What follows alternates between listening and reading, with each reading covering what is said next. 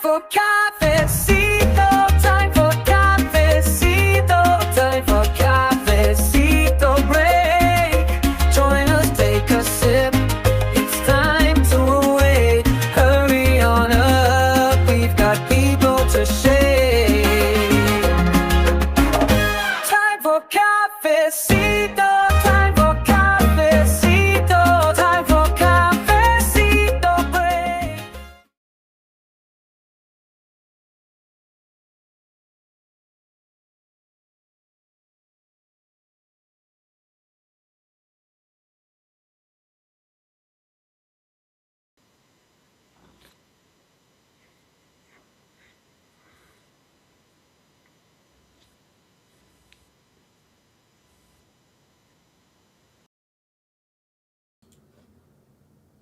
There's our little faces. I don't even know if anybody even heard any of that. In case you didn't hear the introduction, welcome to Cafecito Break. I'm your host, Rosangel Pérez, with Marfa and Y. Hi, Mark. How's it going?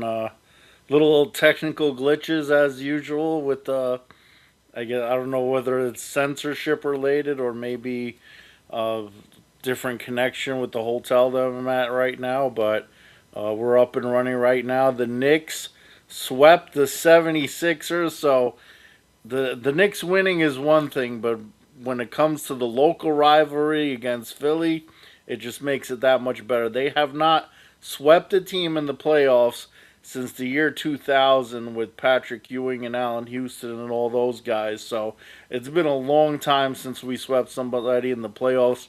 We're breaking records right now. Records against the Atlanta Hawks, records against the Sixers with 11 three-pointers in the first quarter. So as a suffering Knicks fan, I am very happy to see it.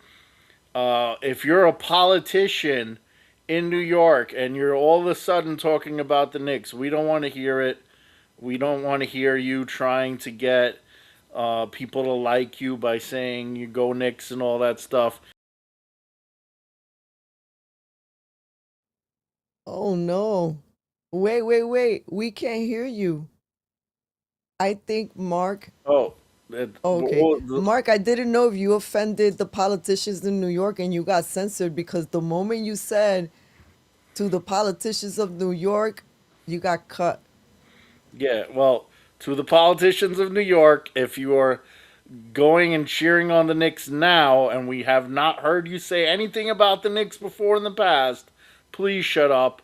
We don't want you trying to seem like you're gonna be like, oh, go Knicks. No, no. Where were you all these other years with the Knicks? No, I don't want to hear it now.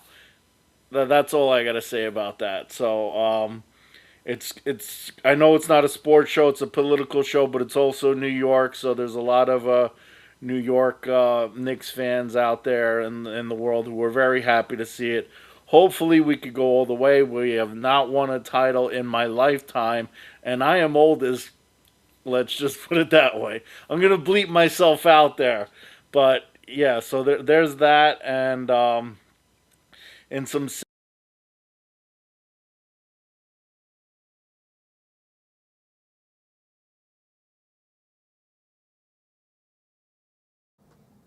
Guys, we are having technical difficulties. I think it's safe to say that Mark has offended uh, someone. We can't talk sports. He offended the sore losers or the people who wanted to be part of the conversation. Sort of like the clout chasers that come to New York, because New York is hot. Mark, you were saying, like, what have you been doing to the algorithm? You're offending the algorithm today. It might not be a conspiracy. It might just be the internet connection, the hotel. Some of these hotel rooms don't have the best of internet connection. Maybe I should switch back to my phone and do the rest of the show from there if it keeps happening. Or maybe it is the powers that be that want me to shut up. But regardless, we'll move on from the Knicks. I'm happy to see them get the victory, and they're looking good. It's looking like Detroit in the Eastern Conference Finals, and then And then we'll see what happens. Maybe the Spurs, maybe OKC. Those are the two favorites out west. But one sad news, unfortunately, Rudy Giuliani has not been well. It's sad news and it's good news because it seemed like he made a recovery. The priest came to give him his last rites. He was not in good shape. He made a miraculous recovery, but he's still recovering in the hospital. Prayers are definitely needed for Rudy Giuliani. I made a post recently and what Rudy Giuliani means to me personally during my campaign run, because I met him in 2021, the same day that I met Trump, and he was not just, oh, will you mind getting a photo? He's like, yeah, let's take the photo over here. We have the podium, and he shook my hand, and we had a conversation, and then I sat at the table with him. He's having a cigar. I met his son Andrew. Andrew Giuliani is who I endorsed for governor 4 years ago. He came to my city council fundraiser, spoke at it, also donated to my campaign. And Rudy Giuliani met some of my volunteers after an event, and he is, he took the time to speak with my volunteers, and they were thrilled to have met Rudy Giuliani because he's a iconic figure in the world of politics, and that's just, it shows you his character, and he's not like, oh, I'm Mr. Big Shot here, and I'm Mr. Rudy Giuliani, look at me. Oh, fine, I'll take a photo and smile and leave. He actually talks. He doesn't act like he's better than anybody else. And his son is the same way. When I campaigned for U.S. Senate, he was running for governor of New York. So statewide campaign events in Queens and upstate New York, Brooklyn, Manhattan, whatever the case may be. When there was an event, both me and Andrew Giuliani, I would say, we're in competition for who's going to meet the most people, and the last two to leave at the end of the events is me and him all the time, because we took the time to meet everyone, to talk to everyone, take pictures with the people who wanted to take photos and all that. So it was, Lee Zeldin, he was a member of Congress. I guess he had places to be and things of that nature, but Andrew is just like his father, Rudy, in the sense that he will talk to anybody and not make you feel like he feels like he's better than you. And he truly is a great man. And me personally, running for office and to have the Giuliani family be supportive of me meant the world to me. And that's why when I saw people posting photos, I was playing poker tournaments for 12 to 14 hours in Texas, and it's like 3 in the morning, and I see DVS with a photo with Rudy Giuliani. I'm like, and my heart sank a little bit. I'm like I'm expecting to read a caption that he passed away or something, and I'm glad that he didn't. But that's, typically people post photos with, like the way people were posting photos with Charlie Kirk, and I was like, no, not Rudy. And it was like, thankfully he's still with us. Hopefully he's with us for many years to come. So I just wanted to say my thoughts about Rudy Giuliani. I posted the numerous photos that I have with him on my Instagram with the caption as well. So Thank you for that update, Mark. I will say that I was definitely really sad when I heard about Rudy Giuliani, and thank God that he is pulling through. He is America's mayor, and how can I forget his pivotal role during the horrific time in September 11th, that season?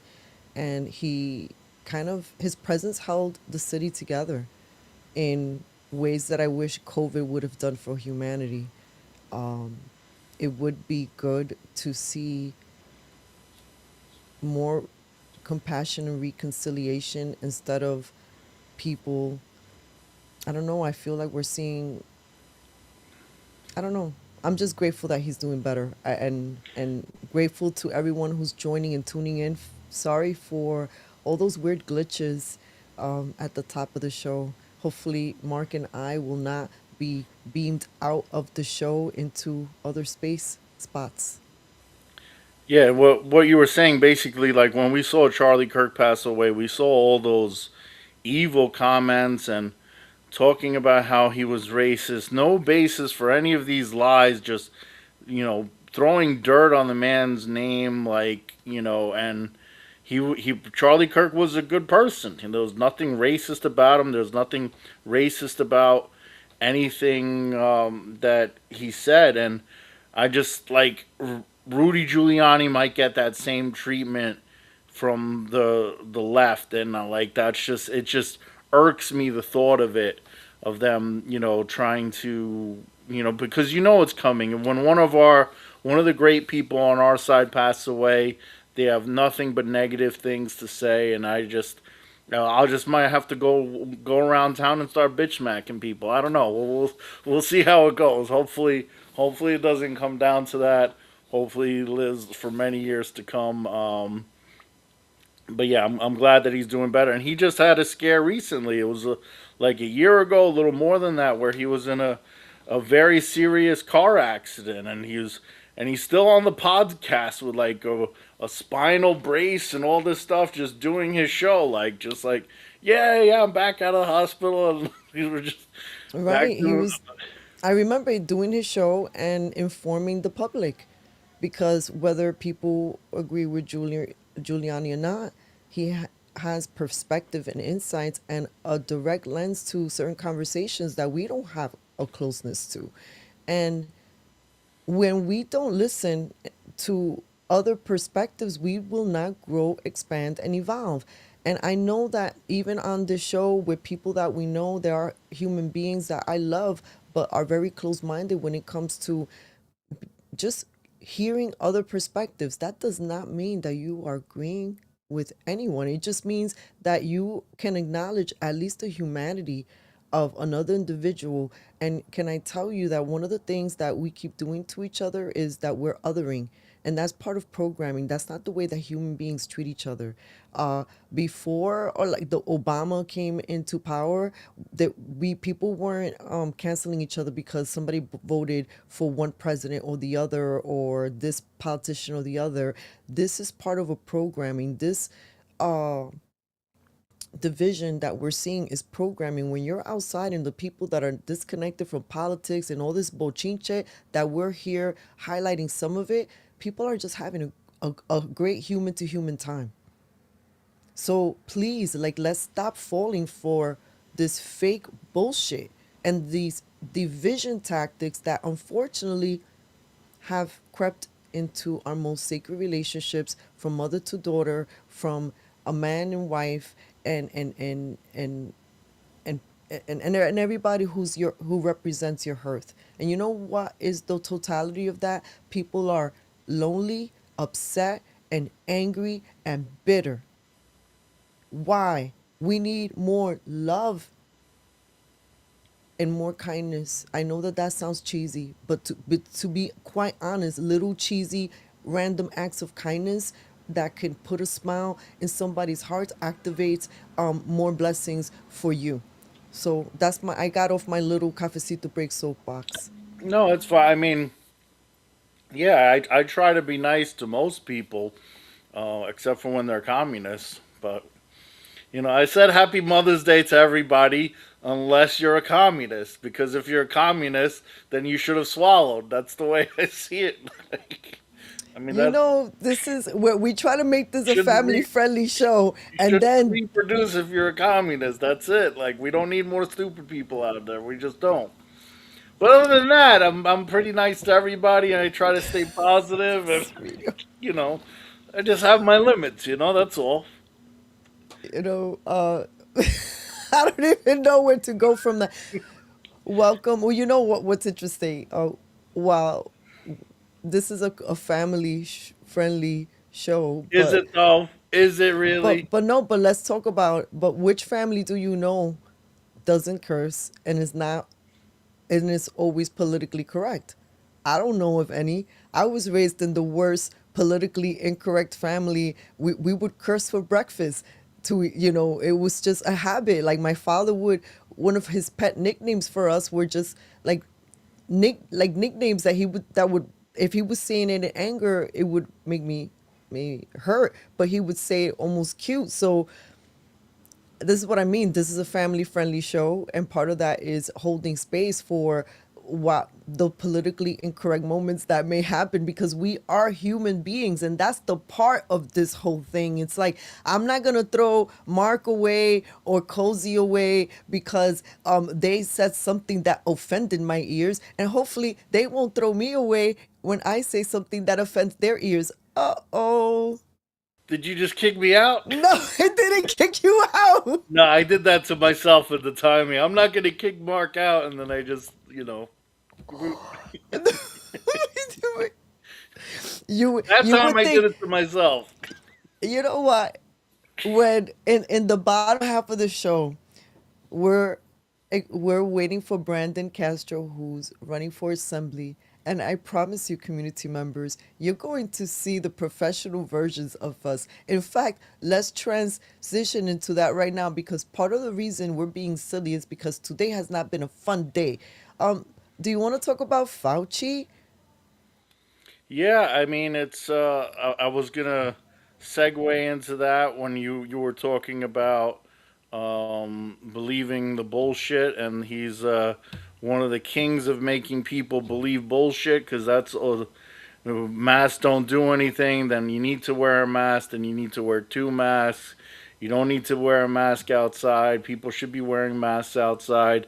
If you're vaccinated, you don't need to wear a mask. Then if you're vaccinated, you still need to wear a mask. And I mean, and it doesn't matter. Whatever the most recent thing he said is what people will believe. He said something different 2 days ago, but that doesn't matter. We're gonna go whatever he says now. That's the science, and he's gonna the gain of function, the lying to Congress, all that stuff, and he's scot free. So I wanted to share a little video and then read a post that was published just a few hours ago, under 2 hours. The New York Post: the DOJ weighing new criminal case against Dr. Anthony Fauci despite Biden's auto pen, pardon, and statute of limitations running out today. So I'm going to read a little bit about that, but first, I'd like to share this video of one of the giants in medicine, Dr. Peter McCullough, excuse me. The world understands that Fauci is committed. The world understands that Fauci has committed two crimes. One is fraudulent concealment. He intentionally concealed the origins of SARS-CoV-2 from his funded projects in Wuhan. If we would have known what the story was originally, I think we could have done better in our pandemic response. And the second major crime I think he committed is mass negligent homicide by two mechanisms. First, he worked to suppress our efforts at publishing and promulgating early treatment protocols to get people through the illness. And secondly, he relentlessly promoted unsafe vaccines that took hundreds of thousands of American lives and millions of lives worldwide. It's been the greatest biological catastrophe mankind has ever seen, and largely Fauci is responsible for orchestrating this on the world. He approached Biden for 10 years pardon for crimes he knew he committed. It's not handed out without a request. The world understands. That was me. That was. yeah, it's mass murder. That's what it is. That's what Fauci is guilty of. There's no sugarcoating it here. He knows what in the emails he's telling people not to get the vaccine. To his friends and family, to the public, he's telling people to get the vaccine with the population control agenda. And he knows that it could kill people. He knows that it could cause side effects, and he doesn't care. He cares about money.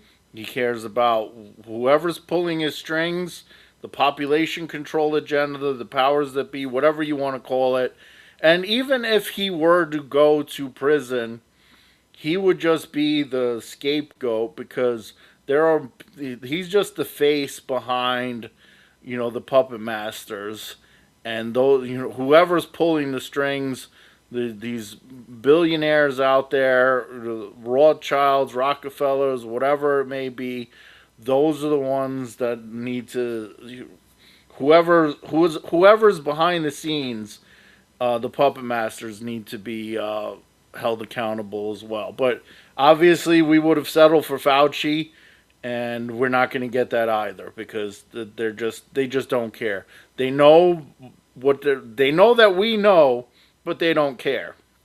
They're just they're just laughing in our faces, like, yeah, they're deboing us, like, basically, what money, like what crimes, what are you gonna do about it? Nothing. Shut up. That's it. That's what they're doing to us. Well, I wanted to read this article that came out. The DOJ weighing new criminal case against Dr. Anthony Fauci. I'm not saying, guys, to get your hopes up. I'm just saying, let's just read this article together. Washington, this was posted, just to tell you, May 11th, which is today at 6:38 p.m. Eastern Time. Dr. Anthony Fauci on Monday survived the 5-year legal deadline to face criminal charges, as we've been talking about, for allegedly lying to Congress about funding risky research.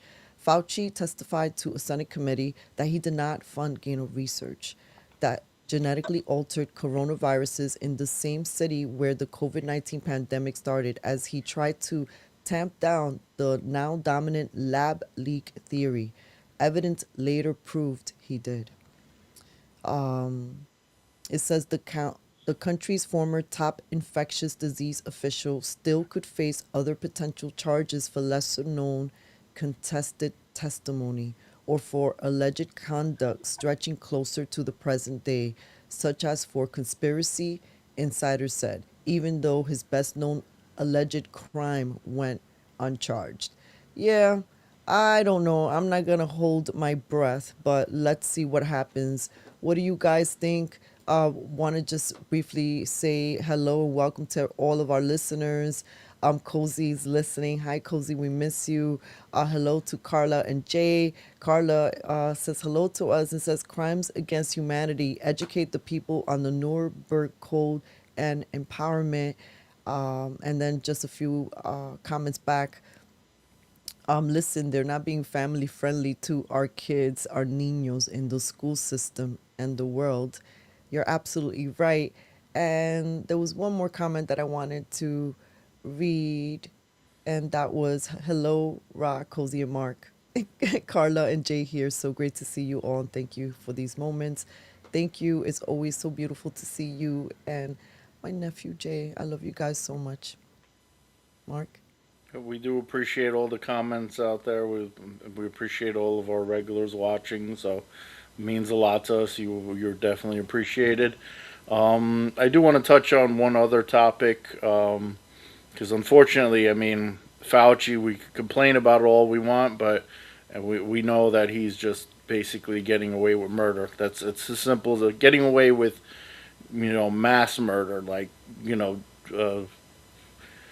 yeah, it's sickening. But I mentioned previously, Congress passed the law that cars will have the AI cameras in there in 2027, and I want to do a separate video on Instagram, which hopefully people will share. But the buying is complying. That's the message. If you buy these cars 2027 or newer, you are complying. You are allowing them to do this. It's very simple. You could have a 2026, a 25, a 24. You don't need a 2027. You could get a car and keep that car for years to come. There's no need to buy a 2027 with the cameras in there. And if these car manufacturers are not selling cars, they will get rid of it. It's as simple as that. Just don't buy it. Buying is complying. There's no new features in the 2027 that's so amazing that you can't just get a 2026 or 25 used. Certified, pre-owned, whatever, if you need another car. That goes on for 1 year of cars sitting on the lot. And I guarantee you they will not even think about putting that stuff in there. They say it's for drunk driving, but it's not just that. I have them inside of the truck with the company that I work for, and it will start flashing red and record if I'm speeding, if I'm holding a cell phone, it would say distracted driver. If if you run a stop sign, if anything, these it will record it, and it doesn't stop there with traffic violations. Next thing you know, your car is disabled because you were on the New York Freedom Fighters podcast. And that is a show that is completely banned. You cannot even do anything. You cannot be a part of that show. You cannot listen to that show. Otherwise, your car won't start. There's no new features in the 2027. That like what is there? What could they possibly put in the car that I need to go and buy a 2027 with a spy camera in there? Nothing. Buying is complying. Don't buy. We saw what happened when we boycotted Target. They changed their lineup with Bud Light. They're starting to try to pander and go away from that other nonsense that they were doing. So you can talk about elections being stolen, all that other stuff. One thing that they can't, that you do have the power is with your buying power. You control where you spend your money. And if you don't spend your money on things, then they'll change it. We saw that happening with health wise too. Like if you don't want stuff with seed oils, now all of a sudden they're making potato chips and stuff with avocado oil and olive oil. That never existed before. But people stopped buying potato chips because of seed oils. Next thing you know, they're making healthier options because they're losing money. So that's what it's very simple with the cars. Don't buy a 2027. You can't go another year with a 2026. You need a new car every year. Your lease is done? Go lease a used car. Go buy a used car. Don't get a 2027. It's that simple. And if you comply, you're just fucked. I don't even know what to tell. You're an idiot and you're just making things worse. There's no reason why you need to get a 2027. That's just what I say. Buying is complying. Get that through your head. Buying is complying. And it will only get worse.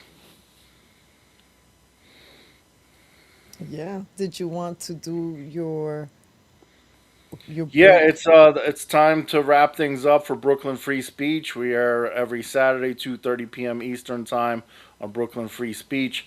Time Warner Cable, Channel 53, Optimum 69, Verizon, and all five boroughs on Channel 44. Thank you, Brooklyn Free Speech audience, for joining us. And those of you on the live podcast on X and YouTube, we will continue on, and hopefully we'll have Brandon Castro, New York Assembly candidate in Queens, joining us shortly. But that's it for Brooklyn Free Speech. Thank you for joining us. Yes, and I just received an update from Brandon. He will be joining us shortly. So we look forward to chatting with him because one of the things that we're committed to here on this show is highlighting people who are not only love New York but are looking to do something about it. And we've brought some candidates before who have been trying to shake things up in Queens, and here we have another candidate that is part of that same vision. There are, you may not hear about them, but we're hopefully providing opportunities for candidates that you are not going to see too much in media, because they might be conservative, they might be more moderate, they might be Republican. So stay tuned, and we'll be with Brandon shortly. While he comes on, I just wanted to let you guys know that there are some stories that we here are going to be bringing to you very soon. Part of it is that we got to do more research. One of them is data centers. We're definitely seeing a flood of videos on our timelines about people who are finding out that data centers are in their vicinity, or are having to find out the hard way because maybe their water is contaminated or maybe there's sound pollution. Oh, people are discovering they might be coming to a city near you. These things pull a lot of like electricity and water. And one of the debates is, do they need to exist? And some of the answer seems to be yes, especially when you have other people in other places of the world are rapidly building these things. And if the United States wants to stay competitive, then if you're thinking with that mindset of expansion and competition, then the answer is yes. But then if you're going to build them, where can you build them where it doesn't affect the ecosystem of the environment, of the animals, of the plants, of the people living nearby, and the resources or the peace and tranquility that people are used to? We need peace and tranquility. People are having a tough time. It's tough to be just in this human skin, and these things just add to the maddening of society. So just like how Mark was saying about the do not buy, do not comply, and we're gonna also talk about the flock cameras. Like, yeah, too much data, digital prison that they just want to lock us into. I mentioned before the data centers. I think maybe a couple months ago I mentioned that the data centers taking up millions of gallons of water daily out west in areas that are already facing drought and stuff. So it's yeah. Also that people could ask Grok stupid questions and to do stupid things. Like that's what we need. That's why we don't need water. So people without brains could ask Grok stuff.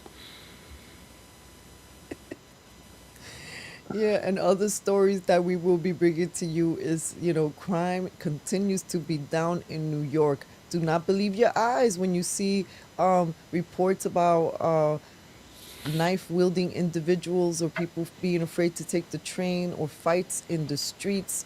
They're all fake news because crime is down in New York.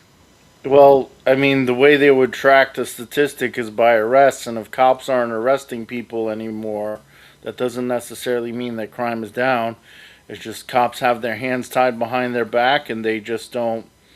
Even the ones that do arrest people, it's a revolving door central booking where they're R&R'd immediately, and it's just it's a clown show run by a clown. And I believe the captain of the police department resigned, and I think insulted Mamdani. I don't remember if he called him a clown specifically or what it was, but I heard that story recently, a day or two ago. I don't have all the information on it. I just saw the headline that the captain resigned and basically, insulted Mamdani on the way out. So yeah, the police don't respect this communist clown, and the police have had their hands tied for a very long time. And going back to Rudy Giuliani, when people go and say that he's racist or whatever the case may be, and stop and frisk and all that stuff and broken windows, when prior to Giuliani, the police left the projects alone. They left the bad neighborhoods alone. Let them kill each other. That's basically the mindset. Giuliani went and made those neighborhoods safer to live in. If he hated black people, he would have done what all the Democrat mayors did and let them kill each other and not actually put the police out there risking their lives to stop the crime, to make the neighborhood safer, to make it more livable. And we need we need a leader that actually isn't afraid to do what needs to be done to clean up the streets, because cops don't want to be a headline in the news for police brutality because they're arresting somebody and it gets physical because somebody's resisting arrest or whatever the case may be. They don't want to lose their pension. They don't want to lose their job for doing their job. And, I'm not saying every single police officer is a saint, but a lot of cops are afraid to do their job, and especially because even when they do their job and somebody gets arrested, they're just a revolving door in central booking, and they're put right back out onto the street. So I agree with you. And one more story before we bring our special guest, Brandon Castro, on. You may not know, this is late breaking. Arcadia Mayor Eileen Wang admits acting as Chinese spy, running fake news website with ex-lover in shocking plea deal. Did you know about this, Mark? I think I saw a headline Oh my scrolling, but God. I didn't look into the story too much. So Well, I'm just going to read this little paragraph. The mayor of Arcadia admitted to acting as a foreign agent of China, resigning from her position in a shocking federal plea deal unsealed on Monday. Eileen Wang agreed with prosecutors that she worked with the People's Republic of China to boost propaganda with a fake news website on U.S. soil between 2020 and 2022. And she was elected to Arcadia City Council in November 2022. And yeah, that's a city in LA County. All right, mi gente. Are you ready? Thank you for everybody who's been tuning in, and thank you for your patience. At this moment, I'd like to bring up our featured guest. Welcome to the show, Brandon Castro, who is running for assembly in Queens. Hello, how are you? I'm doing well. How are y'all doing? Can you hear me well, by the way? I apologize for coming late today. you're good. Let's go, Brandon has a new meaning now, right? 100%. That was my unofficial slogan when I ran back in 2024. And it had multiple meanings, but it's just it's not your first rodeo. First question. I ran for office on numerous occasions, as you know. So after you run the first time, a lot of people don't really want to run again. It's very exhausting. But what made you come back into the fight and come back for more? Yeah, well, first, I just want to say again, if I haven't said it prior, I appreciate you all for having me here today. I've been a big fan watching Cafecito Break for a couple years now. And now it's great to now be in to be here as a guest and as a candidate for office. Yeah, so I ran back in 2024 for this very same seat, State Assembly District 30, right over here in Maspeth, Woodside, Jackson Heights, and parts of Elmhurst too, and I got around 40%. And we had knocked on 19,000 doors, got over 12,000 votes, and that was against an incumbent. This year, I really wasn't planning to run. I was going to wait like a couple of years. Everybody wants to build up their name more, build up a bit more, kind of more of a coalition building.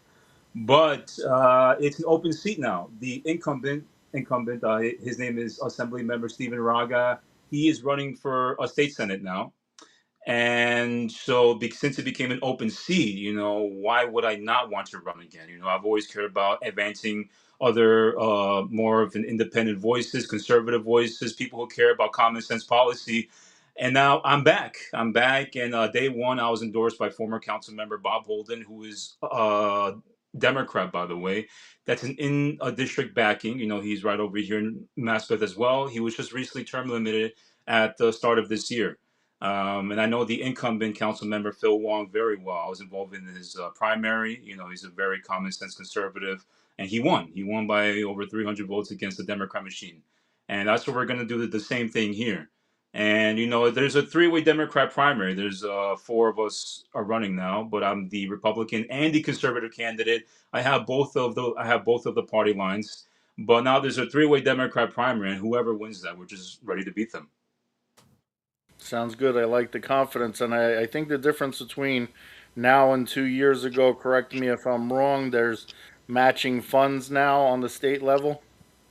Yeah, so it was actually there in 2024. I was never able to get it. So I had actually ran a year after I graduated from college. I graduated in 2023. I ran for office in 2024. And we had only fundraised close to $10,000. But we've already have the matching funds now. We've already qualified for. That's the one thing that I cared about the absolute most, making sure that I took the fundraising seriously and took the matching funds seriously. Like, as soon as I'm home every day, whether I have work, I'm here just doing calls, just doing my own thing. I would call for maybe 5 or 6 hours straight, just talking to some of the local neighbors. I would knock on doors, asking people if they could contribute anywhere from $5 to $250. we've qualified for it. We're approaching the $10,000 goal, which is everything I fundraise in 2024. But that's going to really put us over the edge this year. Yeah, it definitely makes a big difference. My least favorite part of campaigning, a lot of things are rough, but asking for people for money is always tough. I always like to do different fundraisers. I was hosting fundraisers constantly, so that way people are getting something for their donation, so to speak. They get to come to a party or something of that nature. They get a meals. You know, I did a pizza at Spumoni Gardens, and different restaurants would open bars at reasonable prices, so it just kind of made sense. But unfortunately, the campaign finance board is very corrupt, and even though I made the matching funds, the qualifications, they denied me for some BS reason, but I'm not going to get into that. I'm glad that you made the matching funds, because that makes a huge difference as far as your budget and getting a lot more marketing out there. You got 40% without matching funds a couple of years ago. More and more people are waking up, so it's very realistic that you could win the assembly seat and flip it red. So we're definitely excited for you.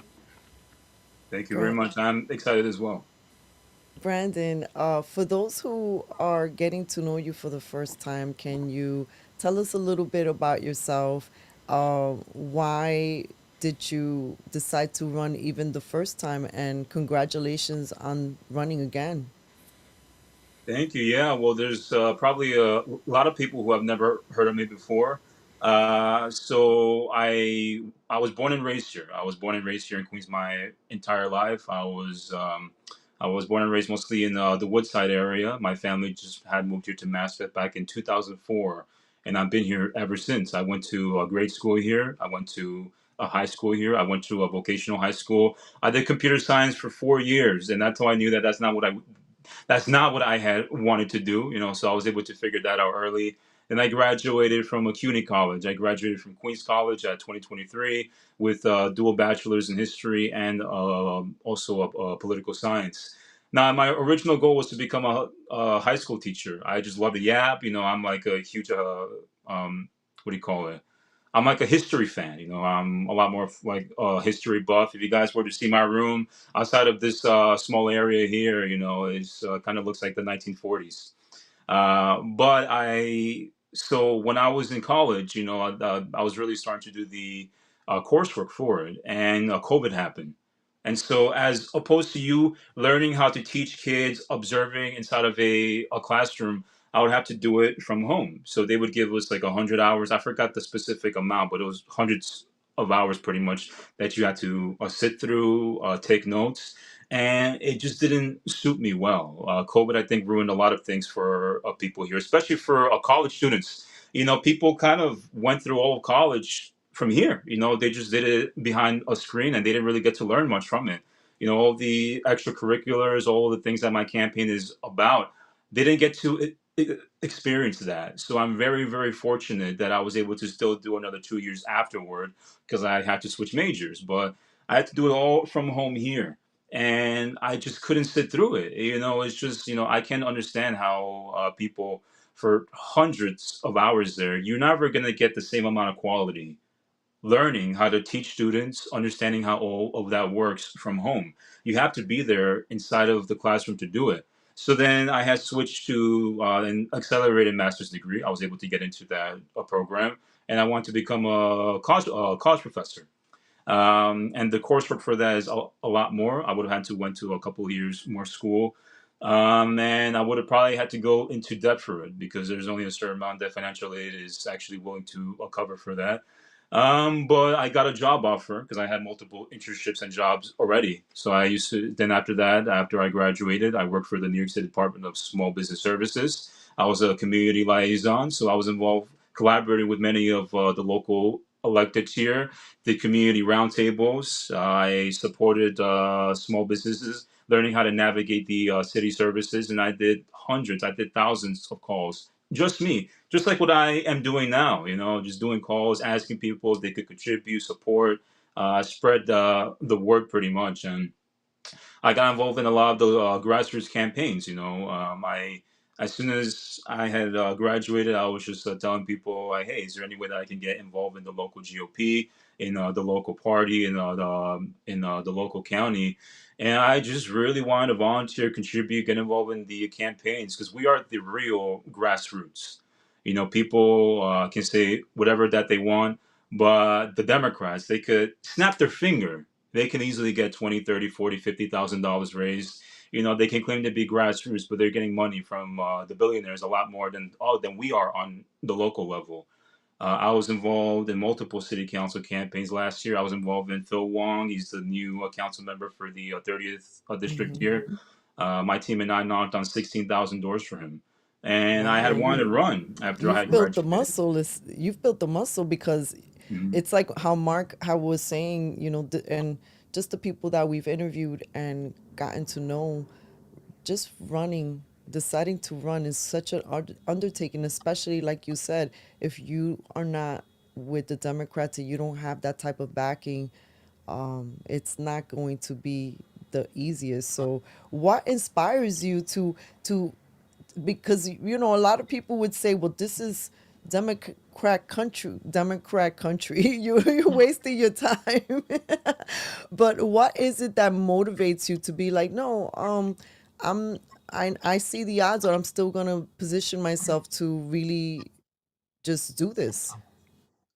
Yeah, well, I've always been more of like a rebel myself. I've been a Republican since high school. That's one of 20 probably, because yeah, they had like the NIPER people, or I forgot who it was, just asking people to register to vote, and I did, and I just, it associate a lot more with me. So on top of that, and I'm like a lot more of a disagreeable person. I don't like people telling me what to say or do. So I always like to build. Building is the most fun thing. We're only on this planet for so long.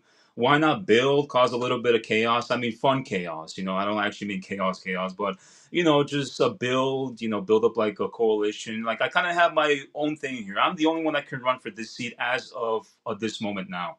And there's a reason for that. I've been involved in, some of the local grassroots campaigns, but I've always cared about having a common sense voice. In college, I think you know very well, even here, just walking around, there's a lack of balance and dialogue.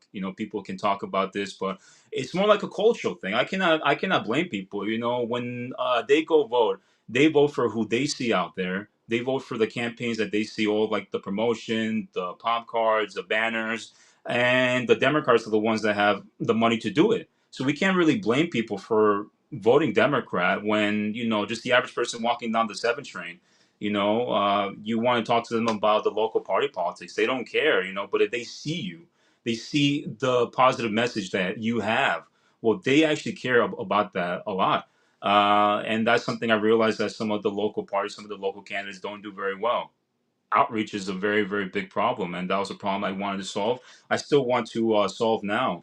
That's something that the Democrats just have monopoly on. And if any of us three want to run in a Democrat primary, I'm not encouraging people to do that. I care about building up the GOP, but they go against their own. They will slander you. They will raise. They will use you to fundraise. They'll have all their political connections. They are going to bury you. How many people do we know that have never made it past a Democrat primary?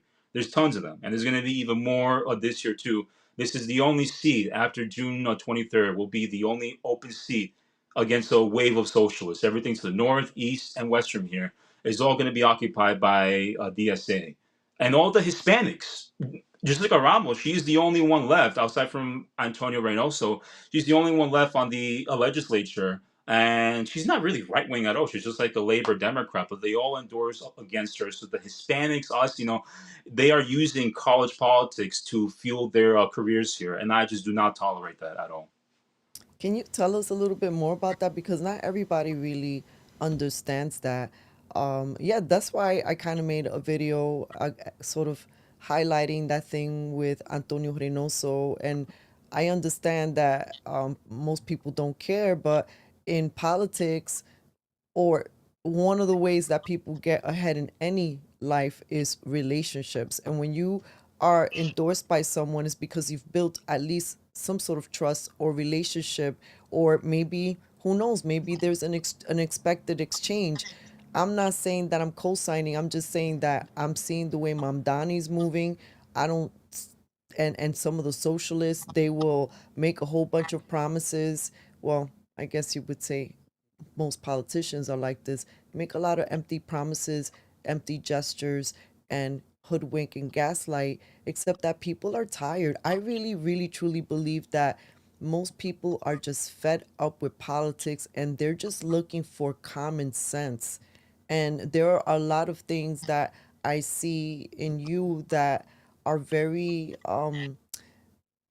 they're exciting to me as as a balance to what I'm seeing in some of the young Democrat politicians that are in a little bubble. They're just speaking to that bubble only and are completely ignoring the rest of the lives that are surrounding them in New York City and perspectives.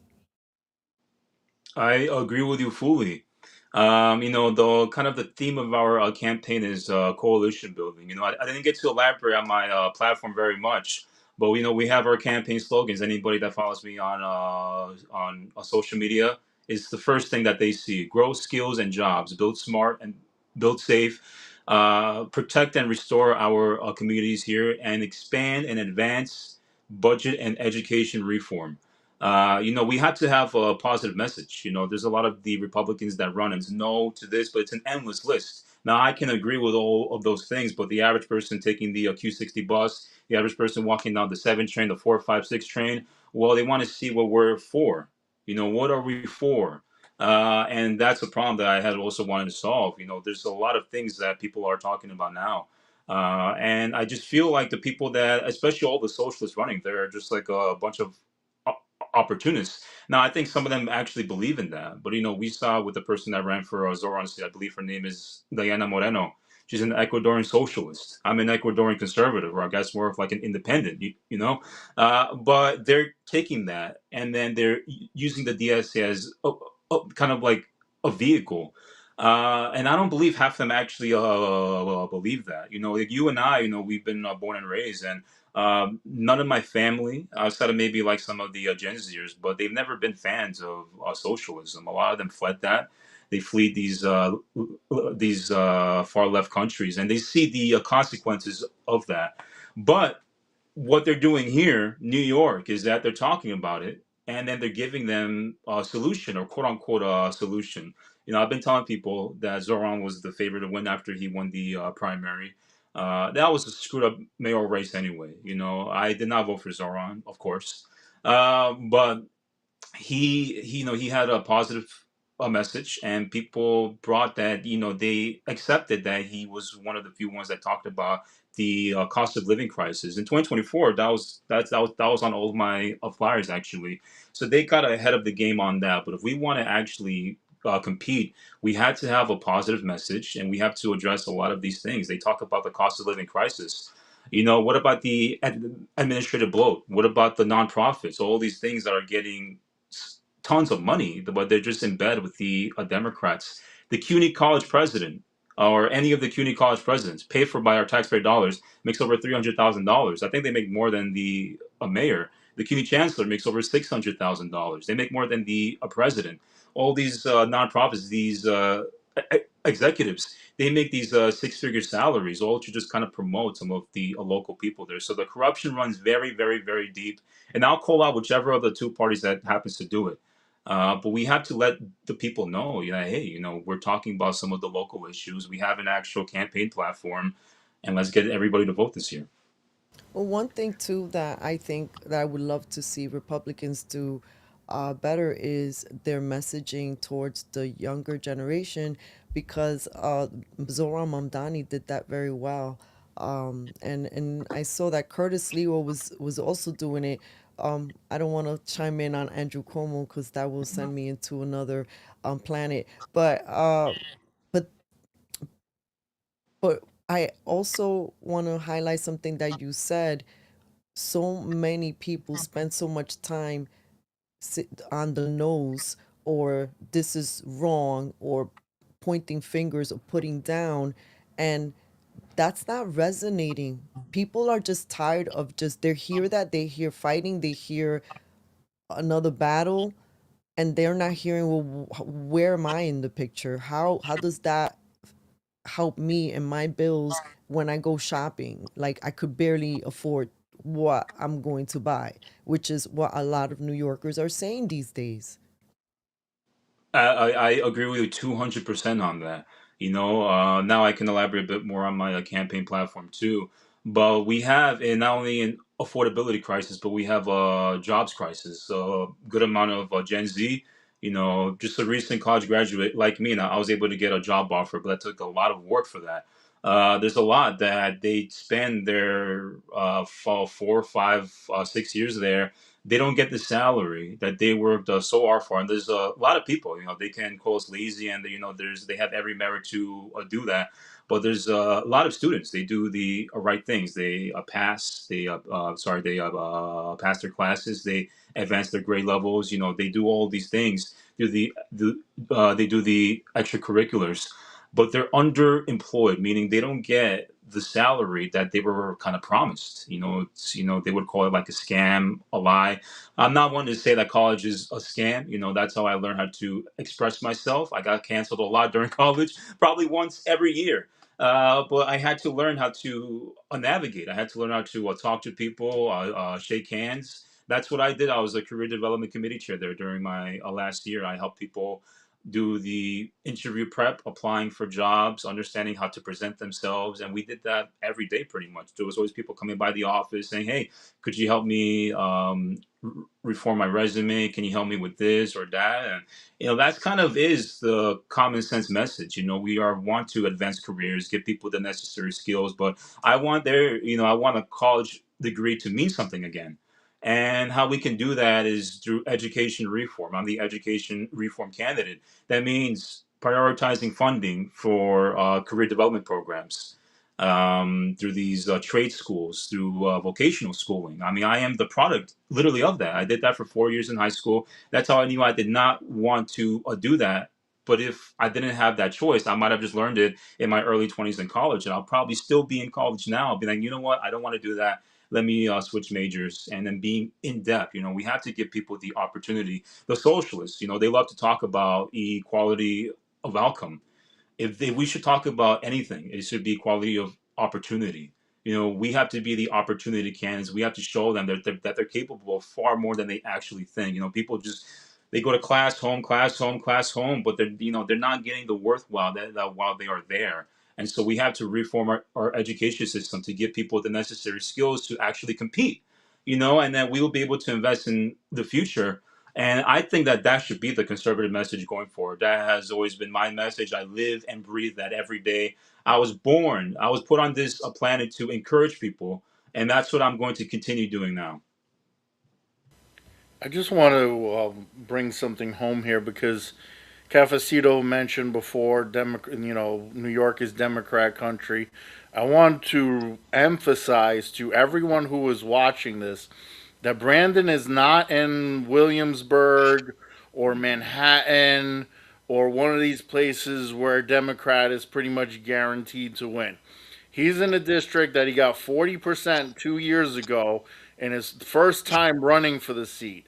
He has built his name out for the past few years, and he is not running against an incumbent. And he is qualified for matching funds this time. So, most of New York, the areas that I mentioned, Williamsburg, Manhattan, a Republican will get 15%. He got 40% 2 years ago, and he is going to get significantly more than that this year. Like, I can guarantee you, I could bet my life on it that he is going to get more than 40%. Can he get more than 50%? I believe so. And I think that it's important for everyone listening to help him out with that. I think there's some type of fire alarm in this hotel room. Hold on a sec. I'll let you. Oh wow! I hope he's Wow, okay. what a weird day. We've had the weirdest show today with Mark. Like, Yeah, it's beeping in the background, so I gotta Mark, you're mute gonna have myself to. now. Mark has to exit the hotel and see what's happening over there. My God, but thank you for pointing that out, because and I just want to correct myself. When I was saying New York is Democrat country, I meant to say New York City. But yes, Brandon is in Queens. He's got an opportunity here, and activate the hotline, mi gente, because we can spread bochinche like wildfire really fast. We do not like, I think New Yorkers hands down agree, we do not like the creeping socialism, but we know what's going to happen come the primaries. People are not paying attention. There are not a lot of shows like Cafecito Break highlighting local candidates, which is why to us this is important to do. We need to hear about people. For like we said, running a local election is really difficult work. You have to knock on a lot of doors, and especially these days in New York City, people are like adverse to even talking to you, right? Like it is hard sometimes to get a conversation out of anyone. So this is, hard work, and it's deserving. I think that, I'm excited for you, Brandon. I think that you have a great career ahead of you, and I am happy to witness this unfold, and I wish you the best of success. The best of success. Thank you so much. That means a lot to me. Yeah, I want to kind of say the very same thing. So in terms of this assembly district, we have portions of Maspeth, Jackson Heights, Woodside, Elmhurst as well, and this is an assembly district that in 2021 Curtis Lewa won it. He won it by a couple of percentage points. I believe it was 6 or 7 percentage points. So he actually won this assembly district in 2021. Both Trump and Zeldin got around 44% each. It was like 43, 44, forget which specific year. They got roughly the exact same, and I got 40%. So this is one where we have suburban pockets. We don't have much of a commie corridor. Thank goodness for that, because we're going to be surrounded. When I say that, it's not like an exaggeration. North, east, west is all the legislature is going to be a DSA. Ramos would be the only one left. I'm talking about Jessica Ramos. Everything else is literally going to be DSA. Like we're screwed there, but I'll be the only one left. So we actually have the population totals, and if we have a lower turnout year, such as when Sliwa ran, and I don't think Hulk was much of like a turnout machine. I don't want to sound much like a dreamer, but she's never seemed that way to me. I can speak on behalf of Blakeman. He has a lot of work to do there. But that's what's my job, to knock on those doors, because a lot of people that voted for Curtis Cuomo, they're not just going to stay home. They're also going to come out and vote. And can we count on the very same populations that voted in Zoran to also turn out in the record-breaking numbers that they did in 2025? That remains to be seen. But even if they do, I represent them. This is over a 32% Hispanic district. I have the demographic edge in this seat. There's four of us are running this year, and I have the endorsements to back that. I'm endorsed by a Democrat, former council member Bob Holden. I'm also the only New York City candidate endorsed by the New York Forward Party. That's the third party started by Andrew Yang. He actually won this council district when he ran back in 2021. That was for the mayoral. That was for the mayoral primary. I'm the only one in all of the 5 boroughs. That's a fact that actually shocks me still. They picked a Republican, and I'm very, very proud of that. And I'm even trying to laugh. It was not luck. That was very well earned. I've been here for a long time. Not a long time, but I've been a part of bipartisan campaigns. The conservative, the common sense campaigns. I was a part of Ramses Frias. I was his campaign manager for his city council district 25 campaign. I helped Phil Wong win his Democrat primary. We had our guys in there. They knocked on $16,000, and he narrowly won against a $1.2 million union UFT-backed candidate. And we're going to be going up against kind of like the Democrat machine here too. If I could briefly talk about the three candidates that we're going to be going up against, one is by the name of Patrick Martinez. Now, you hear the last name Martinez, you're like, Brandon, didn't you just say you have the demographic edge? He is white, progressive male. He's part of the Crowley family. Now, I don't know if you guys know that family. Joe Crowley is the one that AOC beat. Because of him, we have her there now. I'm not much of a fan of him either. I've never been a fan. And then Elizabeth Crowley, he is the cousin to Elizabeth Crowley. That's who the former council member Robert Holden beat when he first ran as the Republican candidate, by the way. He's always been a registered Democrat, but he got the Wilson Pakula. So there's a little bit of history here. A Hispanic beat a Congress member, a Republican beat an incumbent.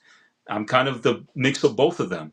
We're up against someone by the name of Shamsul Haq. He is Muslim, Bangladeshi. I can't call him a socialist, but he's cozying up to the DSA. Literally, the first thing that he had put out is that he wants to advance Zoran Mamdani's agenda. And so you can call that whatever you want. He's kind of flip flop on a lot of things. And then we have a Nepali community leader by the name of Somnath Gimar. And I'll be the only moderate left in Western Queens to defend us from socialist takeover. So the stakes are very high, but I know we can get past 51%. Curtis Sliwa did it back in 2021. We'll have the coalition. There's a lot more endorsements coming in after the primaries. If it seems a bit slow, there's no point to publicize them now. But I think people will be shocked at the people that are going to be backing us this year. And I hope that, I know for a fact we have a good chance to win. We'll have the independents, the moderates, all the coalition building, everything that I have been preaching for a long time now. Now we actually get to activate that. That's fantastic. And tell us, what are the important dates that are coming up for you, as well as where can people find you on the internet, contact you if they want to donate to your campaign, things like that. Sure, sure. Well, everybody can find me on any of the social media platforms at Brandon Castro NY. I'm very easy to spot. You just see a big head of hair, kind of like a big head. That is me. I'm there. We post every single day, just spreading the gospel, pretty much, not the actual gospel, but just spreading like the campaign message. Everything that we have been talking about here, I highlight every single bit of that. I have a site. Well, we have a domain name. There's no real site yet, but if you go to www.castroforqueens.com, you will have a link to the donation page. I also have a link tree. So on all of my social media platforms, you get to see everything there. If you want to contribute, that'll be great. And this Sunday, we're actually collaborating with the New York Young Republican Club. So they have the deployment for me. So I'm collecting for 2 independent party lines. So when people go vote, they'll see Republican, conservative, arts and culture. It's kind of like our coalition party line, and reform. So that when people go vote, I don't know how much it is, but there's not many people. There's a certain group that will never vote for either the Republican or conservative party lines, but they might like our positive campaign platform. The Democrats that are going to be backing us and be like, hey, this guy has common sense. He's not one of the radical socialists. Maybe I'll vote on the arts and culture line. Maybe I will vote for a reform. And so that's what we are doing. But they're having a deployment for me. We're going to have my team and their team out there right over here by Pizza Boy in Woodside. I'm going to be promoting that actually starting the first thing tomorrow. They have been promoting that for weeks. We have, I think, just about over 30 people confirmed. Anybody that wants to knock on doors for us, ask people to sign our bipartisan petition, our independent slate. Anybody can sign it, whether you're a Republican, conservative, or Democrat. And I think it will really help us out. That's how Bob Holden won when he first won against a Crowley, against the Democrat machine. He had like 5 or 6 different party lines. We only have 4. But I think that's going to help us pad out the total more and, kind of give us more of the independent that we need to win.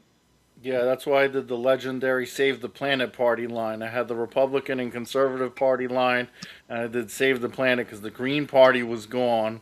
And so the Save the Planet party line was supposed to, it's to save the planet from communism, but people didn't need to know that. They could just think that it's a environmentalist party line endorsement. But unfortunately, they made it where if you have more than 2 party lines, they have to the third one had to be on the same row, so they combined it on row C with conservative. So instead of it having an actual separate line on the ballot, row C said conservative / save the planet. And they did that on purpose because they knew if they created another party line called Save the Planet and a different row, then that would have probably been the difference maker since it was only a few hundred votes short. But Wow. the matching funds was another reason.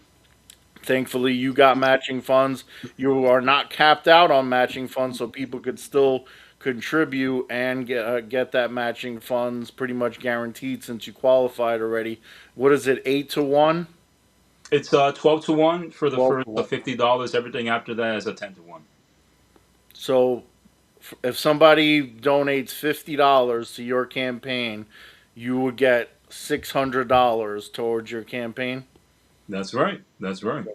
Well, assembly district. Anything outside of it will not be matched.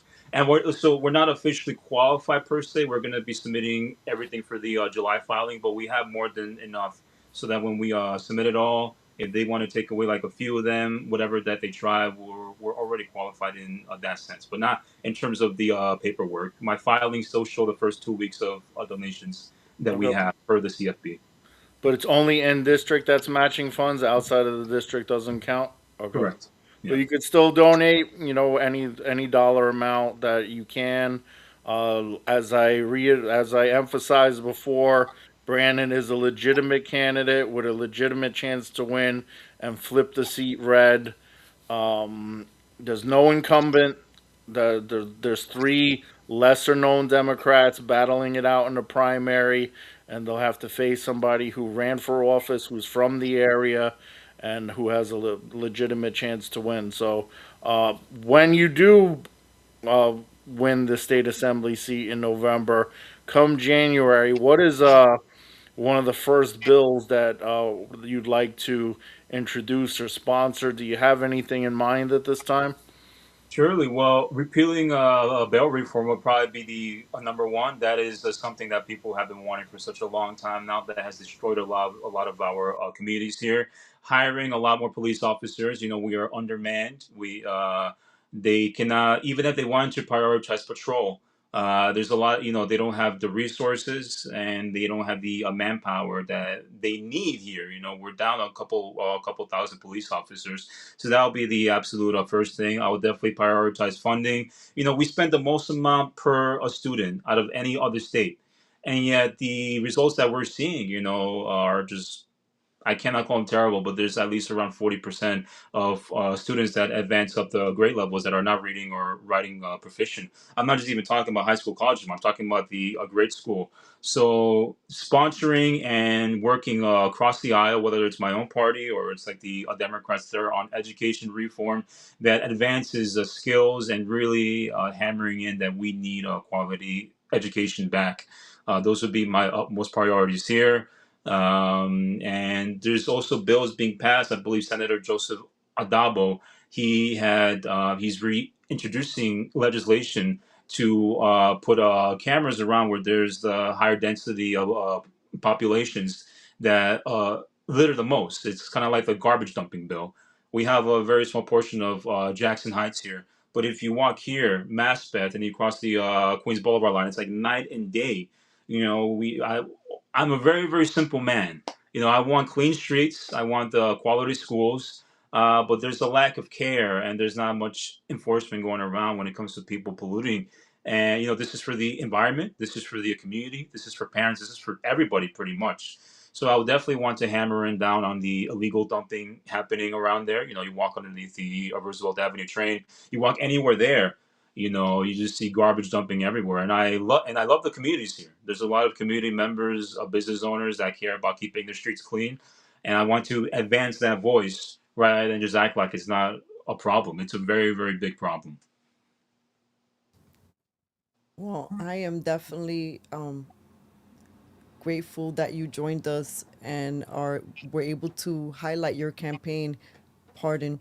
As you can see, we've been having technical difficulties, fire alarms. Well, It's I had to walk away because I wanted to hear the announcement that it's an all clear false alarm.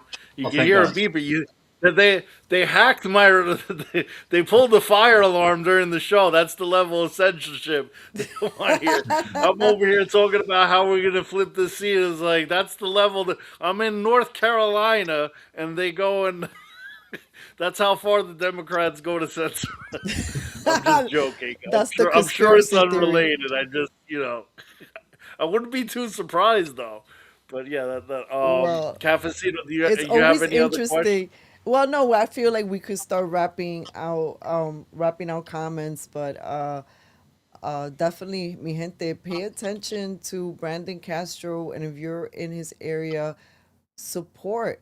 I remember in school, one of the biggest educational points that I received from a teacher, it was sort of just so simple. It was like, if you have two people and they're both thinking the same, you have two people and they're both thinking the same. There's no different point of view. So might as well just get rid of one. Sorry, I didn't mean to. Might as well just get rid of one. Like, why do you need two people thinking the same? And I just feel like there is a, like with the DSA, there's this one way or the highway kind of thinking that does not leave room for other conversation, other ideas, and there's, to me, that's dangerous. So we need you for many reasons. And we need people like you for many reasons. We need to balance this out and bring more ideas to the table, because that's the way we save New York. Thank you very much, Brandon. Anything you'd like to add before we close out the show? No, I think I said a lot. I spoke to the people about my background, what our campaign platform is. Not sure if you could tell, but I have a couple vinyl records here. I have like over 300. So it's good I didn't show the other part of my space here because it's just kind of like a mess. But yeah, we're just gonna keep on spreading the good word, pretty much. You talked about how hard it is to a door knock now. If somebody saw me, if so, when it was my first time running, I would imagine people are like, "Is that a Richie Valens? Why, who is that Elvis? Like, who's this guy knocking on my door? Is he like a salesman?" So I'm loud. You can see me from like a mile away. We're going to just be doing that 50,000 times if we really have to. We did 19,000 with just a $10,000 budget. I promise you, we'll reach at least 50,000 doors knocked, and I'm just excited for this year. I always care about advancing the independent voices. That's what Jesus Christ put me on earth to do now. I have a loud voice. I have the energy to do that. Let me advance the people who are active rebels. Like we cannot just have, like, they call it the narcissism of similar differences. Well, then what do people actually stand for? I get along with the most, even if we're on the opposite ends. People that stand for something rather than just trying to ride the waves and tides. I could have ran in like a Democrat primary, but those are soulless and they go up against our own people here. And the fact that the Hispanic populations, they're being hijacked by the DSA is going to be very scary. If Valdez wins that seat, if Ramos loses, I'm going to be surrounded everywhere. And, this is a vital seat. We have to take back Western Queens, take back our culture, and give us a neutral voice, a moderate voice, and an actual campaign platform. And who can? Castro can. That's my campaign slogan. It's funny. I actually don't really say that too much, but yeah. But if there's anyone that can, it is this seat is the people that are helping us out. It is my social media team, and it is going to be the canvassers and the army that we have out there, the independents, the moderate Democrats, the Republicans, conservatives, every single one of them that's going to be out there for me of this year. This is for them. This is for Hispanics. This is for everybody. We're here for everybody. Everybody has a place here, and we just want to advance all those common interests into this coalition that we have here, and people are going to be surprised as to what we have next. Well, keep in touch with Cafecito Break, and lots of luck to you. I mean, you're running an excellent campaign, mi gente. Brandon Castro for Assembly. Mark, do you have anything you'd like to add? Yeah, I mean, make sure if you can donate any dollar amount to his campaign, volunteer, do whatever you can to help push him. It's going to be close, but he could definitely do it, and I have faith that he will. And we saw what happened in 2020. You had the Democrats in power, the lockdowns, the mandates. That's why he ran for office in the first place. He talked before about education, with not just with colleges doing digital Zoom learning. You had it with schools of all ages doing no human interaction, just everything on the internet. It's like a nightmare that we went through. It's just this huge impact on society, and we can't have the socialists in power because they don't care. They want to ban you from society for not taking a vaccine. They have no problem, like, if you're don't agree with them, doxing you or whatever the case may be. It's just pure evil, and they think that they have the moral high ground thinking that Republicans are racist and all this other nonsense.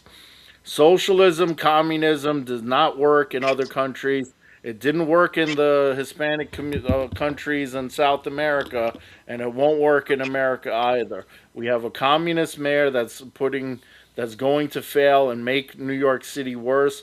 We need leaders on the local level to fight this communist threat, and Brandon is one of them. So make sure you do what you can to help him get in office. All right, mi gente. And Mark, do you have any wrap out comments for the show? That's about it. Yep. And just make sure there's nothing you could do the day after election day. It's between now and November. One day, 2 days, 5 days. $10, $20, $30, whatever you could do. That's it. Every little bit makes a difference. If everybody does a little, we accomplish a lot. All right, mi gente. Pay attention. Stay connected to all things Cafecito Break and everything that's happening with local elections in New York. And Brandon Castro, thanks again for joining us with Cafecito Break. All right.